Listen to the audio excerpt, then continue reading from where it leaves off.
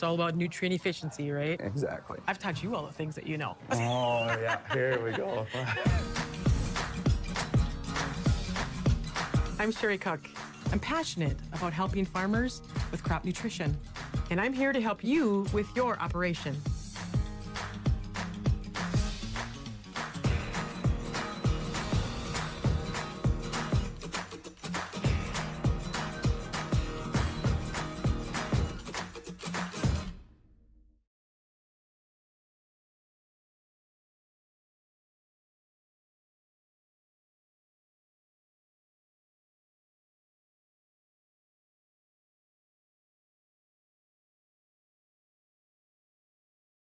Good morning and welcome to the Big Iron Farm Show. I had to fight a little fog to get our way here this morning. Even in town, I thought it was a little bit crazy to see how thick things were.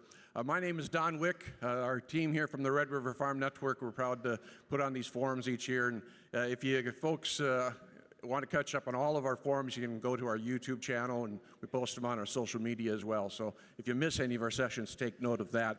We got a great program this time around. I love it because it's really at that nexus of what's happening in politics and policy and price. And that's a great place to have that conversation. John Newton with us, Chief Economist with Terrain Ag. You got quite a resume, John. Chief Economist of the Senate Ag Committee, American Farm Bureau Federation, National Milk Producers. You were economist at USDA before that, so quite the tag you've got. Your LinkedIn profile goes to more pages than mine, I'll tell you that, first of all. That's what Brian just told me. He says, you got another logo on your shirt now. I've been doing this quite a long time. Well, we're excited to have you here and to have this conversation. When you break through all the noise and all the stuff that's going on here, for this audience, whether it's in policy or in the market focus, what's the biggest thing you're seeing that's hitting these guys today? I thought we were only doing easy questions, Don. To be honest, over the last 3 weeks, I've been to the White House twice to try to answer questions about what's happening in the farm economy. And they're very concerned about the lack of soybean purchases by the Chinese.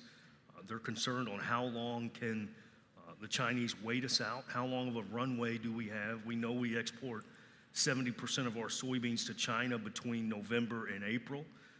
They're concerned about the one big beautiful bill, when that money's going to actually hit farm country. So again, over the last 3 weeks, that's been the single biggest issue that I've had to talk about. Paint that picture for me. What's it like to be in the White House and having that level of conversation? Well, it's, quite frankly, it's an honor to even be called to come in and provide that type of information. I mean, when you think about you're briefing the National Economic Council, you're briefing the Council of Economic Advisors, and they hear from Deputy Secretary Vaden, they hear from Secretary Rollins, but they're asking Farm Credit to come in the room and talk about what they're seeing and hearing from customers. It's an incredible honor. You mentioned one big beautiful bill. There's a lot of things in there for agriculture with what's going on with the reference prices, some updates on crop insurance, some of the tax implications, probably the biggest story out of that. But we still need some other things done with Farm Bill 2.0 or the skinny Farm Bill. What's the outlook? What are you seeing on that horizon? Well, I think farm groups right now are doing fly-ins. I think the corn growers are going to be in Washington, D.C. Next week. You mentioned some of the farm bureaus are doing fly-ins this week. National Farmers Union doing fly-ins this week. And at those fly-ins, they're meeting with their members of Congress to talk about what their priorities may be. And I know talking to farmers around the country. Good morning, Big Iron exhibitors and guests. One of the biggest things that I've heard about for Farm Bill 2.0 is we need to get the loan limits raised in these FSA programs. Drawing will be at 4 p.m. I need to get in this drawing. Just win the 50-50 drawing. You might be better off altogether. Well, we bought Powerball tickets, and that didn't. I probably wouldn't be here if we'd hit the Powerball. But loan limits. I mean, inflation's been historic in farm country the last few years, and they have not revised the loan limits since the 18th Farm Bill. So you think it's elements like that that could be in a skinny Farm Bill. There may be other items that Chairman Thompson or Chairman Bozeman are looking at to add to a skinny Farm Bill, but they've got to get support. You need 60 votes in the Senate to get a farm bill over the finish line. You got to get support from both Republicans and Democrats to do a skinny farm bill. And farm bills are typically pretty bipartisan, so hopefully they can get it done. Current one would expire at end of this month. That's not going to happen, though. Do you think it's probably going to be extended again?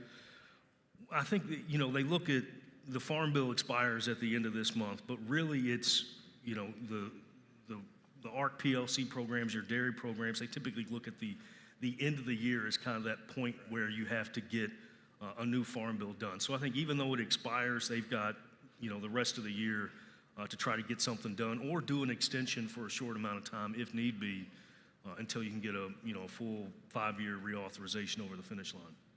Are you optimistic that could be done before the end of the year? Absolutely. I mean, I think, Chairman Bozeman, Chairman Thompson are thinking about it now. Their staffs are hard at work thinking about that next farm bill and what exactly needs to be in it and working with leadership on the timing of when to introduce it. Talk to me about the politics that are at play, because the majority is, the margins are just so thin, and even to pass any farm bill, there's an element within the Republican Party that's not going to vote for it.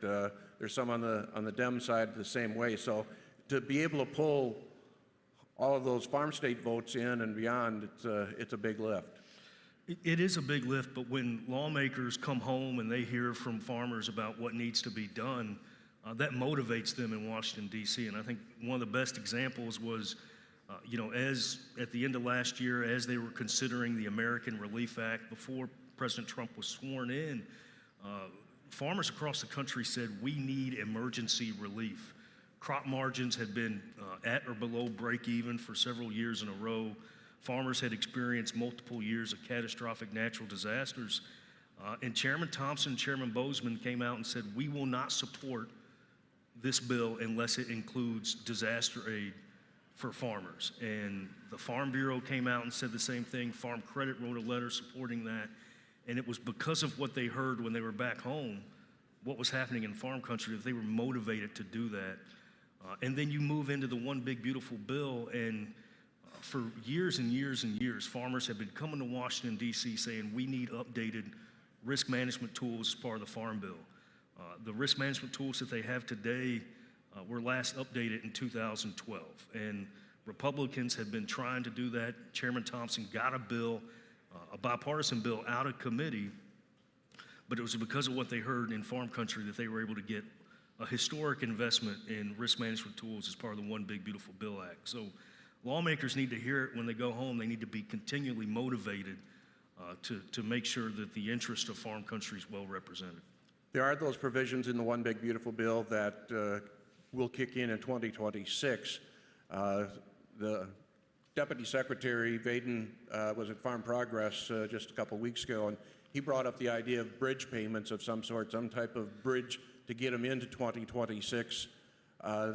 That's the first I heard of it from anyone in the administration. Mm-hmm. But it seems like there's been support, at least I've heard Thune talk about it. Both Bozeman and Thompson have had some talk on it as well.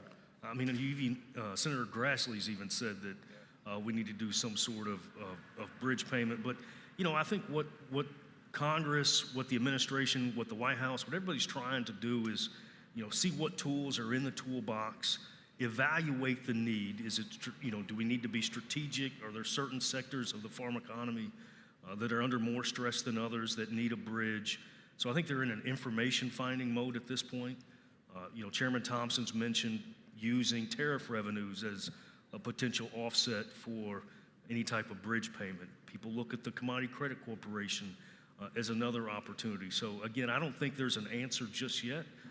But trust me when I say that the department, the White House, and members of Congress are thinking about a potential bridge. So going back to the political reality of margins being so tight politically in Congress, we've gone to that well. Is there any concern about making that ask again, that we continuing to ask for some help? Well, I think that is the challenge, right? Because in the American Relief Act, in early 2025, you had $30 billion in support for economic disasters and catastrophic natural disasters. Then you build that support again for the one big beautiful bill that had $66 billion in support. For folks that don't understand how that works, even on Capitol Hill, they look at the $66 billion and they may say that's the win. But what they don't understand is those ARC and PLC enhancements, those won't hit farm country until October of 2026, which is fiscal year 2027. The improvements to crop insurance won't be effective until next spring or next fall if you're doing maybe a margin-based area plan of insurance. So it took a lot of support to get it over the finish line, but I don't think a lot of members of Congress understand that the actual benefits to farm country are a long way away. So how do you get that message out, just because it's complicated in farm country telling that story? Well, and that's in 2 visits to the White House over the last 3 weeks, we talked about that. We said, look, you made improvements to ARC and PLC. It's going to deliver more support for corn growers, for soybean growers, but they're not going to get that until October of next year. That's after next spring when they put another crop in the ground. That's after midterms. So the politicians are thinking about all the calculus and trying to figure out, if we do a bridge payment, what does it need to look like? And then, oh, by the way, they're also trying to get Farm Bill 2.0 to move at the same time. I would note, we got a microphone out in the crowd. If anybody has any questions, give us a wave, and we always think the best questions come from the audience itself. A lot of these ills would be cured if we were able to get a price. If we were seeing China back in this market, and we actually had a bid for our soybeans, those things would make probably sell a lot more of that big equipment before the show was done. Talk to me about the tariff strategy and how you see it happening at this point. Well, I think the tariffs have worked to the extent that you've seen deals with the European Union, with Japan, with other countries, with Canada, with Mexico. But where we haven't seen anything yet is with China. And where that hits hard is soybeans. And just like in 2018, 2019, they stayed out of the market. They've stayed out of the market now. I think right now, new crop soybean export commitments are only about 300 million bushels. That's the lowest it's been since 2018-19. And again, China hasn't made a single purchase commitment. And if we're going to move those beans in November through April, we need to start seeing those commitments come in right now. And I think that's really what's weighing on the farm economy at this point. That's why we're not seeing those bids. That's why you're seeing basis that's pretty weak because they're not in the market. And if they were in the market, things would look a lot different. So is it possible for China to get all they need from Brazil or outside of the U.S.? So one of our analysts, Mark Rosenbaum, has been crunching the numbers on that at Terrain, and you look at what USDA reports that the Chinese have in stock. Their stocks to use level is, I believe, historically high, somewhere around 36%. So it is feasible to think that they could get everything they need by drawing down their stocks and then purchasing from Brazil. They can't do that very long, though, maybe just for this crop. And then the risk becomes, what happens if there's a weather event in Brazil? What happens when you've drawn down your stocks? So they can play this game, but not for very long. Tractor demo will start in 15 minutes in the RDO demo field. I'm going to go Everybody there. get that? We're going to have demos going on soon. So talk to me about China itself. What was it, a week or so back, Xi was hosting all the world leaders, it seemed like. We had all the BRIC nations in play. We had Putin was there, and we had the Brazilian president was there, India. I think South Korea even showed up for a picture at one point. So what does that say about what China's trying to do in putting its face out there on the world stage? I think if you think about it, in the United States, we're running for Congress every 2 years, Senate's every 4 years, the White House is, or Senate's I think every 6 years, the White House is every 4 years. In China, they're playing a much longer game. There's no election that Xi's going to have to go to. So their strategy can be a little bit different than what our strategy is here at home. But in my opinion, I don't think there's anywhere else you'd want to put your money than here in the United States. So they can stand up a BRICS, but I don't think anyone would want to put their money in their long-term future by investing in those economies. The Trump agenda, obviously, on trade is a lot about chaos. You know, when we go into 15% tariffs, then it's going to be 115% tariffs, and back down to 30% or whatever. There's a lot of chaotic activity going on. I think maybe some leverage to keep our potential buyers off edge. It's a part of the negotiating process. Is that fair? Well, I think just maybe yesterday he asked the European Union and other allies to put a 100% tariff on, was it the Russian and the Chinese, to try to get some sort of deal, some momentum moving in the right direction. So yeah, I mean, I think tariffs most definitely are a negotiating strategy, a means to an end, so to speak. Could there be long-term implications? I'm old enough to go back to the embargo days, and out of that we saw Brazil become a player in this soybean and now even in the corn market. Is there some long-term consequences for the U.S. in a tariff strategy? So I actually got an email this morning talking about coming out of that embargo era and the birth of the CRP program. And now we've got 30 million acres that we idle, a lot of that in grassland. And so could there be implications? Absolutely. I think when China is only expected to buy $9 billion of agricultural products this fiscal year, which is the lowest in 20 years, there can be implications. I think Brazil certainly saw an opportunity to grow and meet the Chinese market. But I think there's risks in Brazil too. If you're putting a lot of eggs in the Chinese basket, and look at what that's happening to us, look at what that's done to us now. So a lot of folks have talked about how do we use this as an opportunity to diversify, to reshape U.S. agriculture so that we're not so reliant on the Chinese as our largest buyer for one of our largest crops. So the other part of the world with the conflict is Russia and Ukraine. Is China paying attention to that? Does that have any play on what's happening in the U.S. situation, moving soybeans? Is that a long stretch? I'm certain that they're paying attention to that. They're paying attention to that for reasons related to Taiwan. I mean, everybody's watching what's happening on the world stage and watching what's happening here in the United States.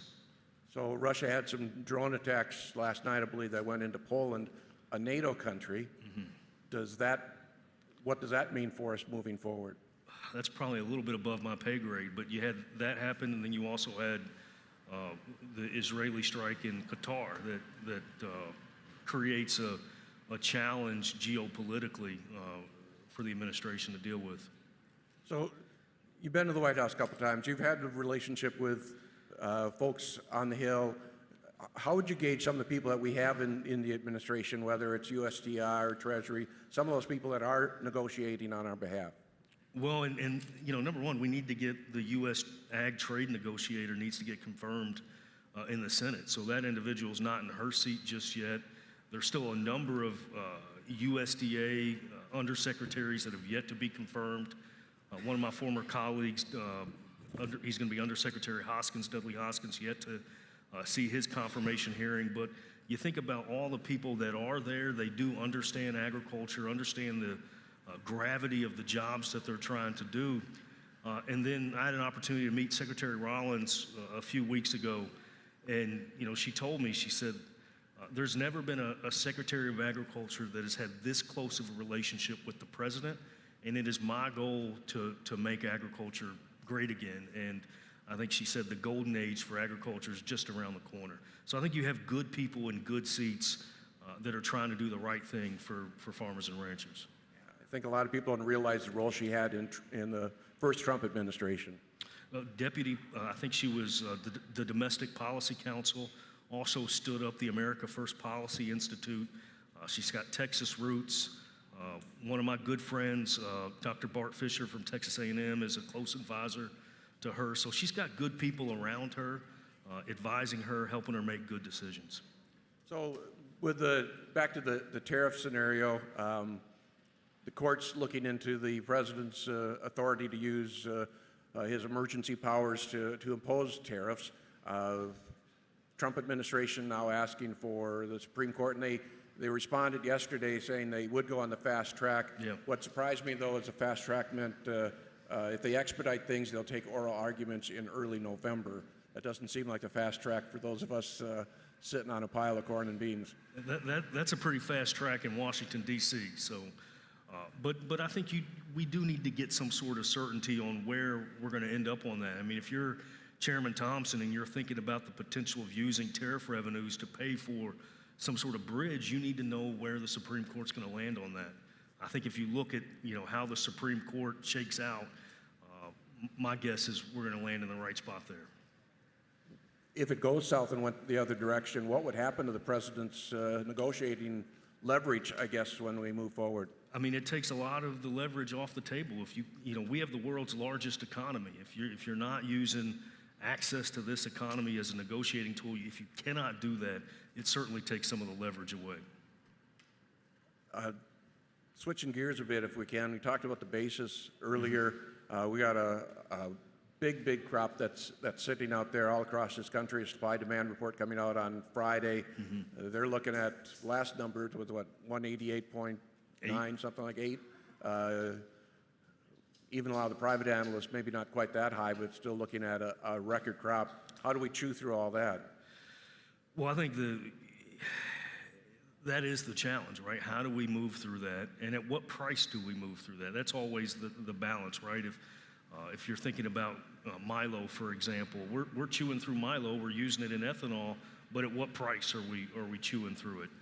And on the corn side, 16.7 billion bushel corn crop needs to go somewhere. New crop corn exports are record high at this moment, which that's a good thing. But maybe you think about E15. How many millions of bushels could that consume if we had year-round E15? And I know that's been a big ask from the corn growers. And again, they're doing their big fly-in in Washington, D.C. next week, and I'm sure that E15 is going to be top of mind, because a lot of farmers that I've talked to, they would rather get their returns from the market. They don't want a bridge. Right. They want strong exports. They want strong domestic markets. And there are certain things that we can do to help. Do you think that E15, I mean, what's been the holdup on that whole process? I mean, it seems to always get held up in some form or fashion. I've heard the infrastructure's not yet there. I think Secretary Vilsack wanted to use the Commodity Credit Corporation to help build out the infrastructure to support year-round E15. But I think if we put our minds to it, if we think about what needs to happen from a policy perspective, a regulatory perspective, an infrastructure perspective to get there, that we can do it. So I'm curious, with this big crop coming on, you talked about basis earlier. We lost a lot of storage across North Dakota in particular this summer with a wind event. Kind of what's your look at what's happening to the basis around the country and kind of where that scenario is sitting? Well, I mean, with a big crop coming, storage is certainly going to be tight. One of our analysts, again, Mark Rosenbaum, ran some numbers on farm storage, off-farm storage compared to the size of the crop that's about to be harvested, looked at what was already stored on farms, and found in this part of the world it's going to be very, very tight. And so obviously, when storage is tight, when China's not buying, it's going to have a very, very negative effect on basis. It's going to limit the ability for you to wait for higher prices if you've got nowhere to move the product. It can create bottlenecks in transportation. There are a lot of implications of reduced storage capacity. I'm looking at his chart. North Dakota, 131% of capacity on storage, 131%. It only looks like 2 states are above that, and that's Louisiana and Virginia, it looks like. I don't think they're worrying too much about their corn crop. Well, I think actually, so I have a lot of friends down in the Delta, and what they're worried about is they don't have storage. So just like here, you're moving soybeans out of the Pacific Northwest, they're moving them out of the Gulf, and they take it right off the combine to export. And if there's no one buying, they have nowhere to put it. So they have logistical challenges as well. So we talk about price, but the expense side of the ledger hasn't changed as well. USDA recently came out with their forecast on some of the economic side of this, those input costs. They've been holding tough. we went through the boom and the prices all went up. Yep. So did the costs. When the prices came down at the corn and soybeans, we didn't see those input costs come down. I think that's what makes this economic, there are a couple things that make this economic environment more challenging than the one we went through, say, in 2015 or even 2018, 19, and 20. And number one, input costs have gone up by 36% since 2020, and they haven't come down. We've got record input costs on replacement animals, record interest expenses, a number of categories, record labor costs.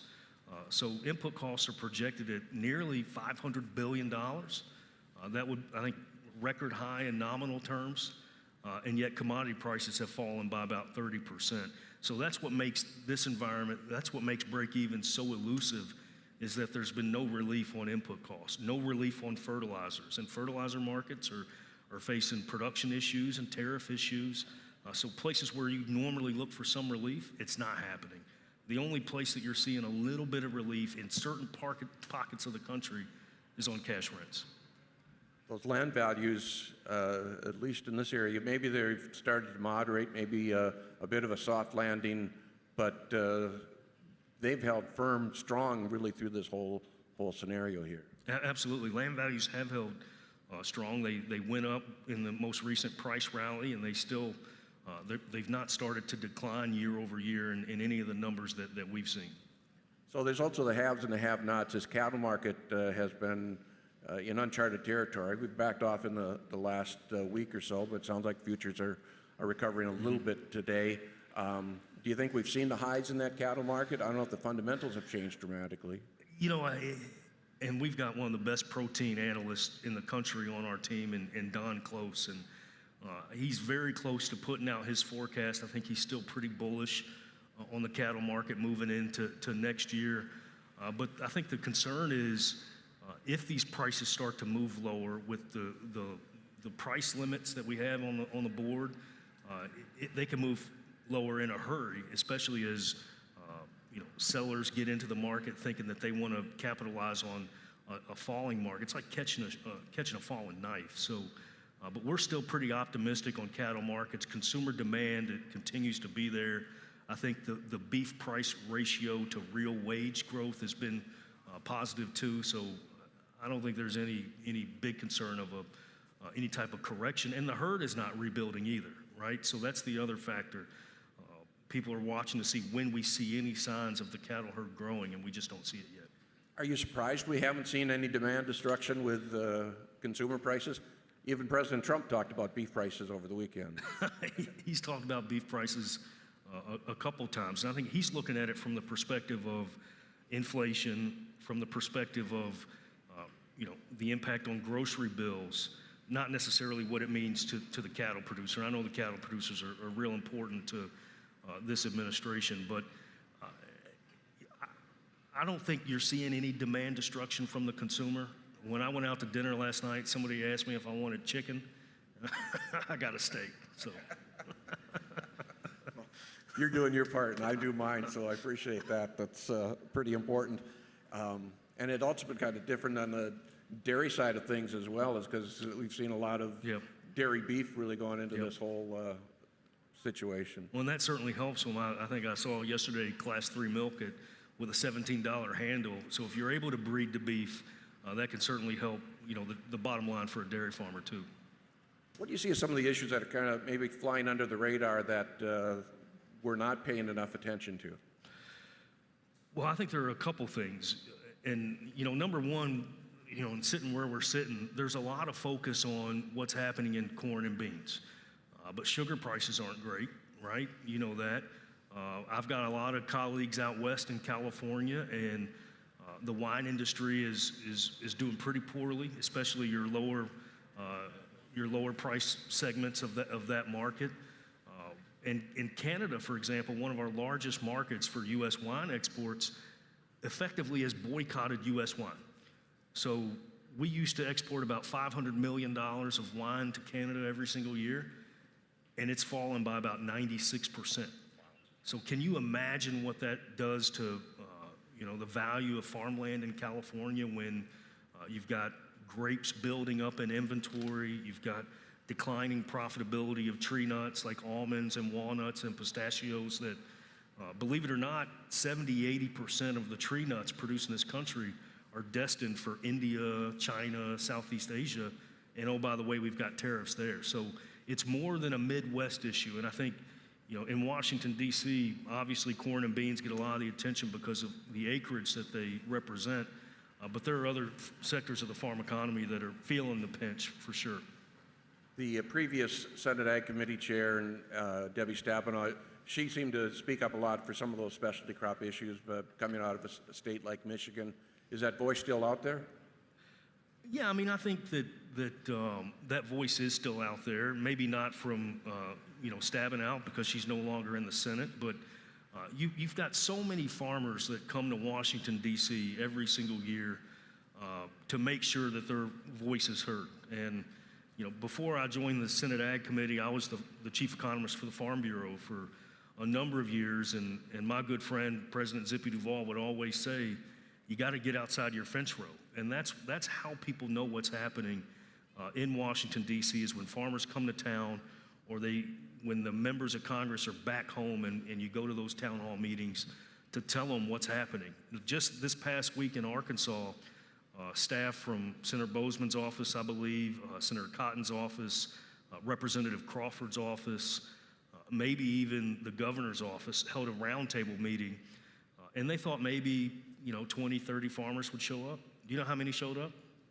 Over 400, standing room only, to talk about the tight margin environment that they're in, asking for some sort of assistance to help them until the One Big Beautiful Bill enhancements to the Farm Bill become a reality.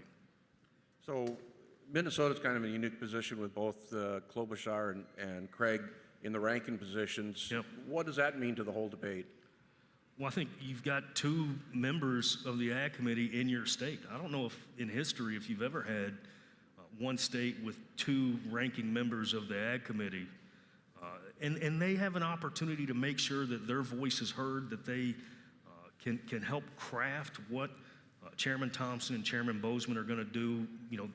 The pin lies with the Republicans in the House and Senate, so it's going to be up to those staffs to draft the Farm Bill, but they work closely with their counterparts in Congresswoman Craig's office and Senator Klobuchar's office. And believe it or not, the ag community in Washington, D.C. is very tight.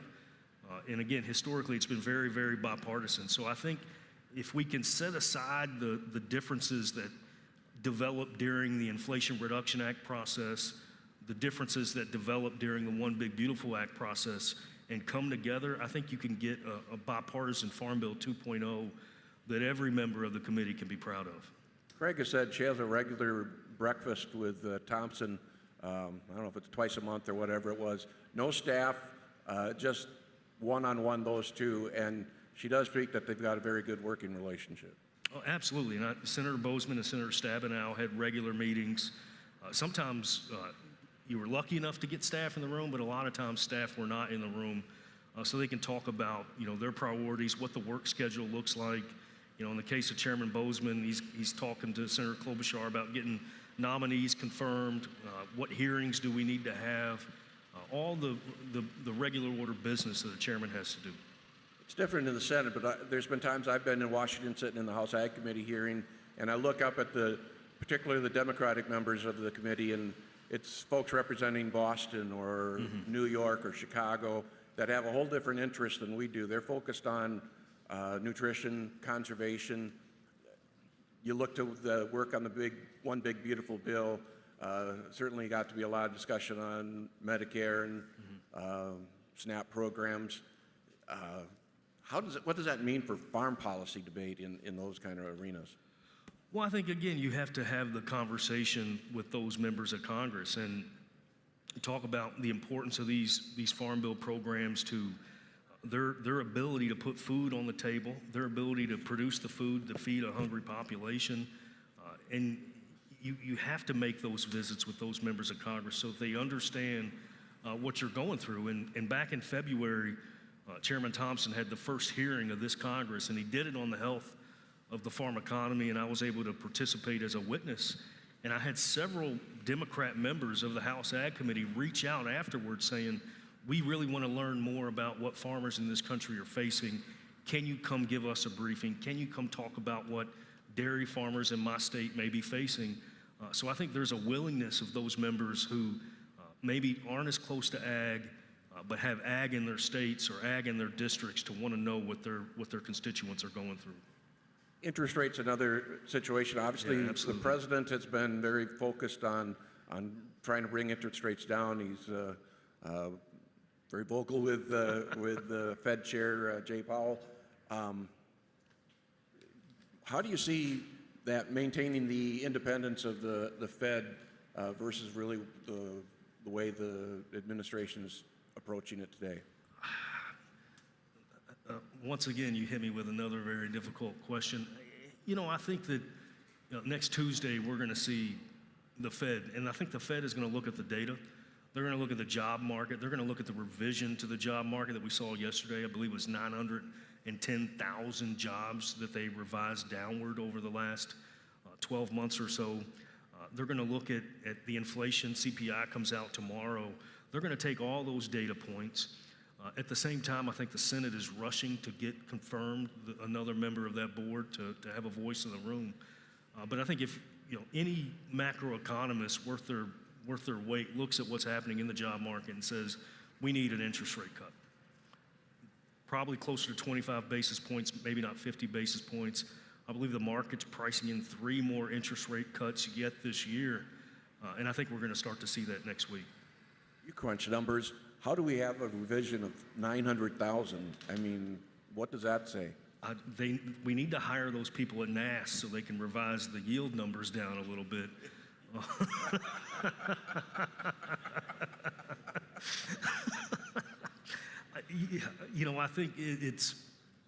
I think the job market numbers are not survey-based right away. So I think they're trying to approximate the job growth, and then once they get more hard numbers in, you see these revisions come in. And so I think that's why we had such a large revision. But when we had the last revision, this last go-round, President Trump was disappointed in these revisions and fired the BLS staff. So I don't know how What's that mean for the next guy in that position? You better not get your numbers wrong. Yeah, it's a whole different world in D.C. today. How do you see this Trump 2.0 different from the first go-around? I think this go-round, and to be completely honest with you, I think this go-round you've got more of the Republican machine that is gathered around in terms of people willing to go in and work for this administration. They were prepping for this over the last 4 years, prepping for Trump 2.0, and you've got a lot of really sharp policy experts, people that have worked on Capitol Hill that have said, I'm going to go work for this administration. And I think the first go-round, people were a little bit more reluctant because it was an unknown commodity. People bought in this time around. So talk about staffing issues. USDA looking at what? Going from 4,600 to 2,000 some in D.C., starting 5 regional hubs across the country. I think the closest one to us would be Kansas City. Closer than D.C., but still not exactly in our backyard. What's your take on this approach and maybe some of those job cuts? You worked at USDA. Yeah, I did work. I think it's challenging because from a personal perspective, a lot of these people. A lot of these people are, 2 working people in Washington, D.C. USDA is often a place where, 2 PhDs can find a job. And you think about people that if you've worked with for, 20 years having to relocate, potentially relocate their families. And so there's a personal element to it. At the same time, I've gone to the South Building, I don't know how many times in the last few years, and it's completely empty. And that's prime real estate right in the middle of Washington, D.C. So you've got people that aren't in the office, that are teleworking and no telling where they live around the country. So it's a difficult thing to navigate. You've got the personal lives of people, but then you've got to figure out a way to run the government more efficiently. You've got to look at our national debt, at where it's standing, and think about how can we, make some cuts to help relieve the pressure that we have there.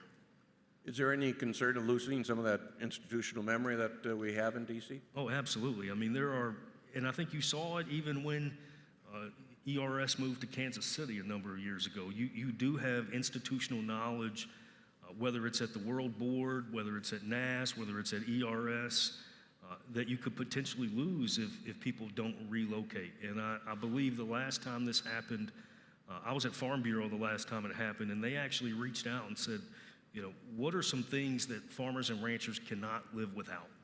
And how do we make sure that we don't do anything that's detrimental to our number one constituent, which is farmers and ranchers? One thing I don't think that gets a lot of attention is the debt situation, and it does increase with the budget reconciliation bill, the one big beautiful bill. How much of an anchor is that on any of our things that we're dealing with going forward? Well, the score of the one big beautiful bill does show from the Congressional Budget Office and other budget experts that it does increase the deficit. I think the counter argument that some have made is they're not taking into consideration the revenues that could potentially be generated with maintaining the tax policies that we had under the Tax Cut and Jobs Act. But you have to find a way to reduce the deficit. You have to find a way to lower interest rates so that paying down that near-term debt is not as expensive as it would be. And I think they're trying to balance all that, whether it's the Treasury Secretary or the White House. It's got to be a big challenge when you got that hanging over your head moving forward. Yesterday came out with a report from the Make America Healthy Again plan. There's been a lot of feedback from the ag community after that first report. It seems like a lot of that maybe was heard in that whole process. Is that fair? I think it's certainly fair. I think this go round, and you even heard it from Secretary Kennedy, that farmers had a seat at the table. And agriculture, I believe last time, said we just want to make sure we've got an opportunity to sit at the table, that USDA has an opportunity to sit at the table and weigh in on what is going to be in that report. And I think if you read the report, you read the findings, it's pretty clear that Secretary Rollins had a seat at the table, her staff had a seat at the table, as did farmers and ranchers, and our partners across the supply chain had a seat at the table in drafting or helping to think about elements of that report. I think one of the concerns out of the first draft was the impact on pesticides, glyphosate, crop protection products. I haven't had a chance to read the whole report that came out yesterday, but I was told that Kennedy deferred all those questions over to the EPA administrator, so that says something. Yeah, and I mean, I haven't had a chance to read the whole report yet either, but based on how the ag groups have responded in Washington, D.C., I think they're pleased to have had a seat at the table and to weigh in and not end up issuing a report that doesn't trust the science that's got us here. So for the farmers sitting in the room and the ones watching on video, what are some of those economic indicators that they should be paying attention to? Well, I think farmers know all their economic indicators on their farm. I mean, they know not only the price that they see every day, they know what's happening in their fields. They're as tuned in as anybody on what's happening out there. I like to pay attention to, some of the supply and demand, the fundamentals, so to speak. Before I went to Washington, D.C., I was a professor at the University of Illinois, and I was there with a great mentor and advisor, Dr. Darrell Good, who was on the Farm Doc Daily team. You've probably interviewed Darrell Good many times. He always told me to pay attention to the fundamentals, pay attention to demand and the ethanol crush, pay attention to the export markets, and that's what I always go back to. Is just looking at the fundamentals. I don't follow the technicals as much as maybe some do. I look at where are the fundamentals, where are the supply and demand conditions right now. Are there things in the outside markets with the general economy that they should look at? I mean, I think in gold, we're at all-time highs in the gold price, I think, here in the past week. Mm-hmm. What's that say for the economy when we're looking at that really as a safe haven kind of commodity? Yeah, I mean, I think you pay attention to the jobs numbers, the CPI numbers. You pay attention to what other asset classes are doing. I look at all the BLS data that comes out. I look at all of, the information from the Kansas City Fed. I look at the Minneapolis Fed. So there's a lot of information from a macro perspective that we take in at Terrain, every single day. And when we're out talking with, an Ag Country customer or a Farm Credit Service of America customer, whoever it may be, we've crunched all of those numbers and are giving you the latest perspectives that we have. With the volatility volatility really can be a good thing in the ag marketplace. We've been pretty stagnant in this. I guess the question is, what advice do you give farmers really with a lack of volatility in this marketplace? Volatility does create opportunities, and I think, we're going to see the WASDE report come out on Friday this week. USDA may lower that yield number down from 188. And that may create a pricing opportunity. Knowing what your bottom line is, knowing what your cost of production is really important. And the key is not to market everything at one time. And I think everybody in this room knows this, but to market throughout the year. And really, the farther out that you try to market, a lot of times you're going to end up with a better price if you're further out. If you're trying to market near term, you end up exposing yourself to a lot more volatility. But at the end of the day, there's a cost to reducing volatility. So I think farmers sometimes look at, did I miss out on selling at a higher price? But what you've done is you've smoothed out your income stream by marketing, forward selling, using risk management tools. But often that does come at some sort of cost. John, you represent Terrain. Educate me on what Terrain is. I think a lot of people probably have the question mark. The way I like to think about it is farm credit, right? We have 4 farm credit associations that have pooled their resources to say, we want to have, a team of economists that can go out and visit with our customers and tell them what they're seeing in the market. And that's what Terrain is. It's, we have American Ag Credit, which is out west in California, New Mexico, Colorado, and that's where we have 2 economists that focus almost exclusively on what's happening in California, in the wine industry, in the specialty crop industry, in the tree nut industry. We have, 2 of the best protein economists in the country. So when we go out and talk to, one of our cattle feeding customers, we can bring an analyst that's, tracking everything that's happening in the beef market, the cattle market, the fetal cattle market. We've got a number of grain economists. We've got a swine market economist. We have 2 macro economists on the team. And I don't think the Farm Credit really ever had that. What you actually had was all the various associations had an analyst, but they didn't bring it all together. And so you had one analyst in one office trying to focus on a number of different issues. And now we're pooling our resources to provide a better product to the Farm Credit customers. That's how I like to think of Terrain. From a reporter standpoint, you pump out a lot of great information for us to utilize. How does the Farm Credit utilize that? So it's all the content that we publish is on terrainag.com. It's also on our partner Farm Credit website. So if you go to Ag Country under resources, you can get all the content that we publish there. But one of the exclusive benefits of Terrain is not only the content and the analysis that we put out there, but our analysts come to you. We have an analyst right now down at Husker Harvest talking to people. I was up here back in February up in Thief River Falls, Minnesota. It was cold in February in Thief River, by the way. And the hotel I stayed in, I'm pretty sure had all the air came into my room. I'm from Kentucky. I wasn't used to that. But I came and we had 30 or 40 Ag Country farmers in the Black Cat Bar and Restaurant to talk about what we're seeing in commodity markets. That's the benefit is we come to you. The analysts will come to the farm. They'll come to the shop and talk to you, talk to your friends about what they're seeing in the marketplace. We're so proud to do that, and we're lucky to be able to do that. The world's moving pretty fast. Information becomes a pretty important commodity. Absolutely, absolutely. And again, we're tracking all the information every single day. You know, our analysts are going to look at the WASDE and immediately think, what does this mean for our farmers, for our customers that we work with, our farmer owners? How can they process this information to make better and more informed business decisions for their farm? John, what would be a take-home message for these folks as they make their way around the show today? I'd love to just visit with people after we're done to talk to people.